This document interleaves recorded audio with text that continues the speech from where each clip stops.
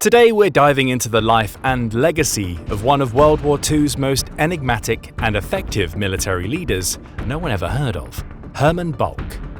Despite being one of the most talented panzer generals in the German army, his name often escapes the spotlight that shines on other, more well-known figures like Erwin Rommel, Heinz Guderian and Erich von Mannstein.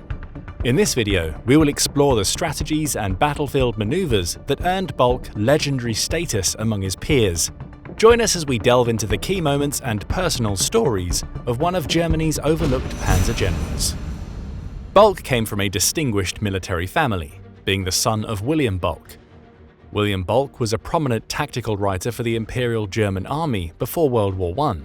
During the war, he commanded a division with such skill that he earned the Pour le Mérite, Germany's highest military honor. With his family's deep-rooted military tradition, it seemed almost destined that Balck would follow in their footsteps. Balck's military journey began on April 10, 1913, when he joined the Hanoverian Rifle Battalion as a cadet, and just a year later, on February 12, 1914, he started his studies at the Hanoverian Military College. His education was abruptly interrupted by the outbreak of the First World War in August 1914, catapulting him into active service. Balck distinguished himself as a mountain infantry officer. His military career took him across various fronts, from the Western and Eastern theaters to the Italian and Balkan battlefields. Most impressively, he spent 3 years commanding a machine gun company. Throughout the war, Balck was wounded 7 times and was awarded the Iron Cross First Class for his valor. In October 1918, he was on the verge of receiving the Pour le Mérite, but the war ended before the nomination could be finalized. In the period between the two world wars, Balck was among the elite group of 4,000 officers who continued their military service in the Reichswehr, the German armed forces of the Weimar Republic. In 1922, he transferred to the 18th Cavalry Regiment, where he would serve for an impressive 12 years.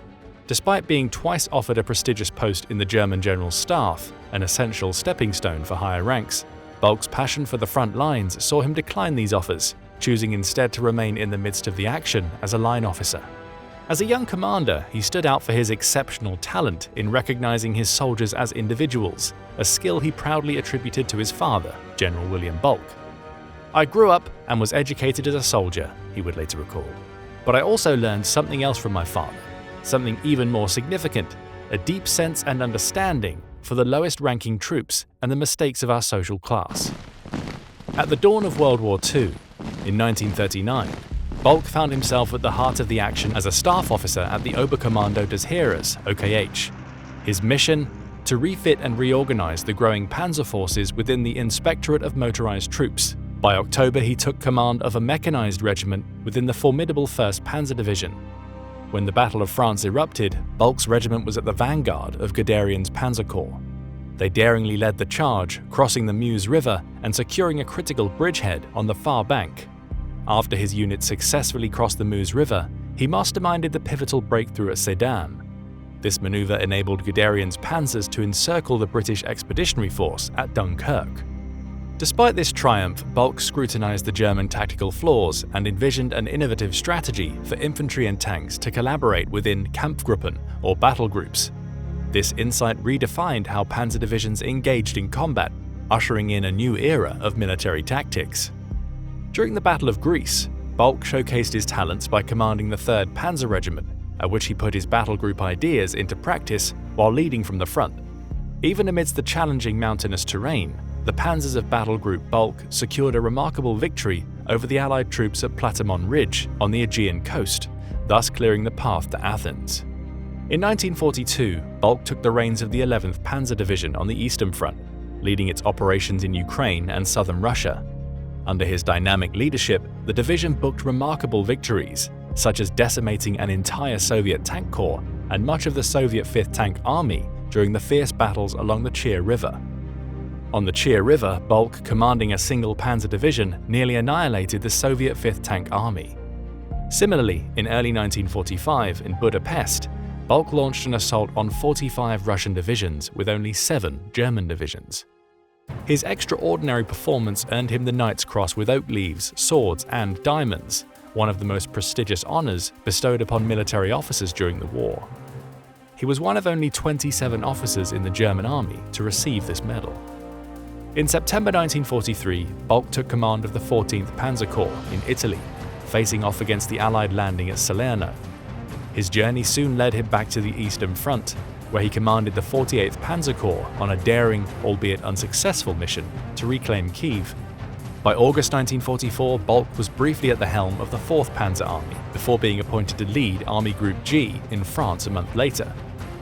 During this tumultuous period, he skillfully delayed the advance of General George Patton's American Third Army in Lorraine.